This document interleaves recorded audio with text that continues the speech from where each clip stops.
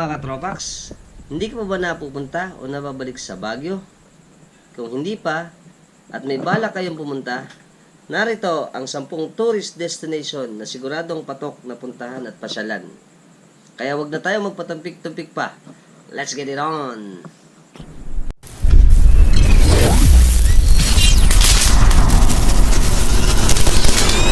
Number 1, Baguio Cathedral.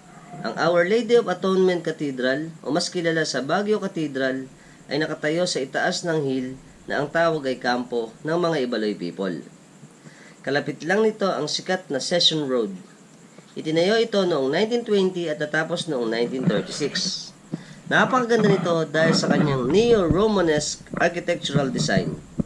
Ang pamosong twin conical o pyramid-shaped design, dagdagan pa ng rose-colored paint nito ang nagbigay atraksyon sa turistang pumunta dito sa Baguio Cathedral Church.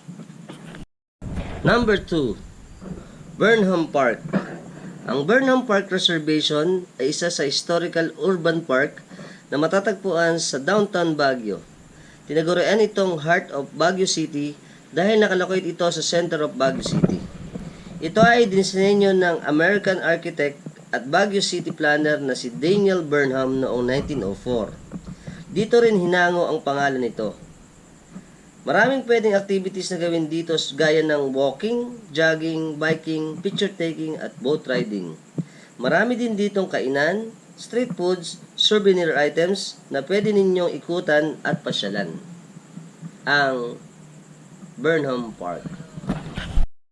Number 3, Good Taste Restaurant. Kung nagutom naman kayo dahil sa dami ng napuntahan, isa ang Good Taste Restaurant sa pinipilahan dahil sa sulit na pagkain dito. Malulula ka sa laki ng mga serving na ino-offer nila dito. Halos lahat ay nandito na, pati ang dessert at inumin. Kaya hindi mo na kailangan lumuwas pa. Isa rin sa mga atraksyon nila dito ay ang robotic waiter na umiikot para iserve ang iyong order. Number 4, Botanical Garden. Para naman sa plantito at plantita o sa mga plant and flower lovers dyan, ang Botanical Garden ang right spot para sa inyo.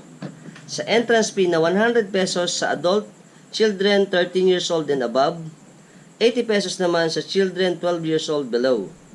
20% discount naman para sa senior citizen at person with disability o PWD, ay pwede nyo nang ma-explore ang ganda ng Botanical Garden. Ang kanilang pinagmamalaking San Francisco Bridge, Cordillera Village, picnic area, Philippine-Chinese Friendship Garden, Korean Temple at ang kanilang orchidarium. Makikita din sa kanilang greenhouse ang cactus, succulents, flowers and herbs na pwede ninyong mabili sa murang halaga. Malaki at maganda na rin ang pinagbago nito, kaya let's go again to the Botanical Garden. Number 5, Mines View Park. Isa sa oldest at famous attraction sa City of Pines ang Mines View Park. Dahil na rin sa pagmimina o mining ng gold, silver at copper bago pa dumating ang mga Amerikano dito. Kaya dito hinango ang pangalan ng Mines View Park. Ang overlooking park na nasa northwestern part ay 5 kilometers away sa puso ng Baguio City. Dito rin nakikisalamuha ang mga native tribe ng Baguio at Cordillera. Pwede ka magsuot ng kanilang native na kasuotan sa halagang 40 pesos para may remembrance ka sa kanilang kultura.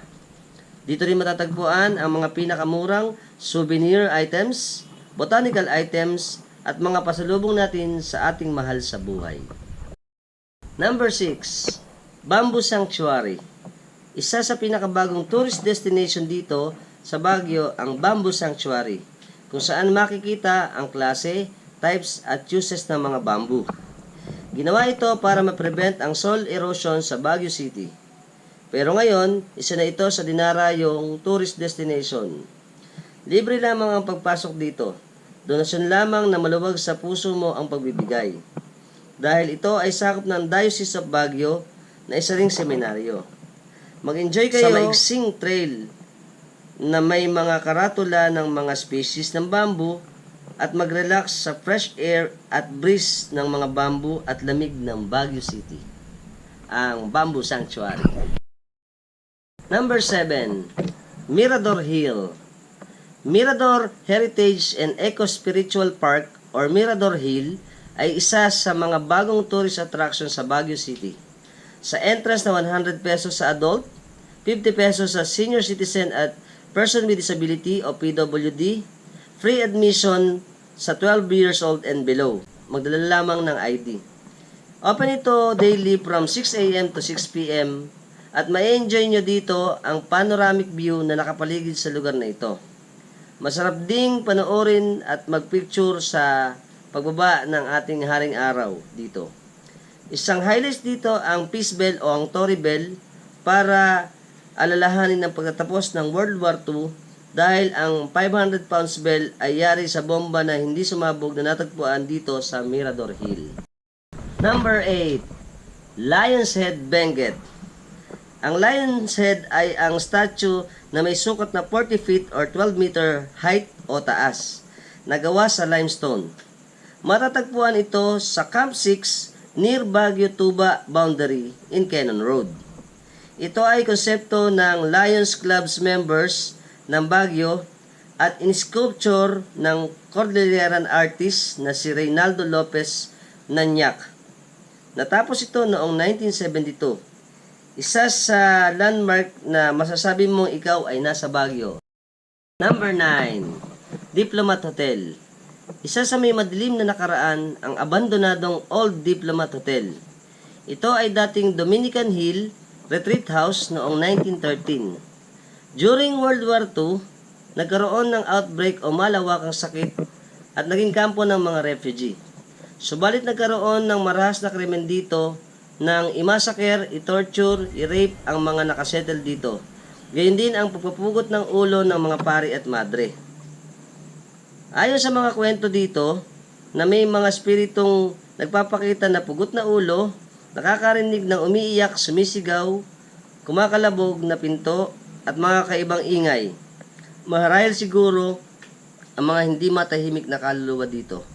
Kung gusto niyo ng kakaibang experience, isa ito sa nakakatindig balahibong atraksyon na hindi dapat palagpasin sa Baguio City. Number 10. Igorot Stone Kingdom. Ang pinakatanyag ngayon sa Baguio City ay ang bagong bukas na Igorot Stone Kingdom na ginawa ni Pio Velasco o Ama Bagowan sa Igorot Tribe. Dahil sa kanyang fantasy sa castle ng Mountain Province noong bata pa, ito ang kanyang naging inspirasyon sa paggawa nito. Noong March 1, 2020, nagpakita sa kanya ang puting kalabaw na sinyalis na dapat na niyang gawin ang Stone Kingdom. Ito ay hango sa sab-ang legend na The Lost Igorot Kingdom. Halos daan-daang turista ang pumapasyal dito kada araw para masilayan ang kamangha-manghang Igorot Stone Kingdom. Sa lahat po ng mga hindi pa nakasubscribe sa channel natin, subscribe na po kayo, hit yung notification bell para sa mga updated natin videos na ipalalabas ko sa inyo. Every time magagawa tayo ng mga interesting video.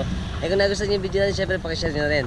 Ay kung meron kayong interesting topic na gustong palabas, comment sa comment section. Until next time mga tropa, keep safe and keep moving always. Bye bye!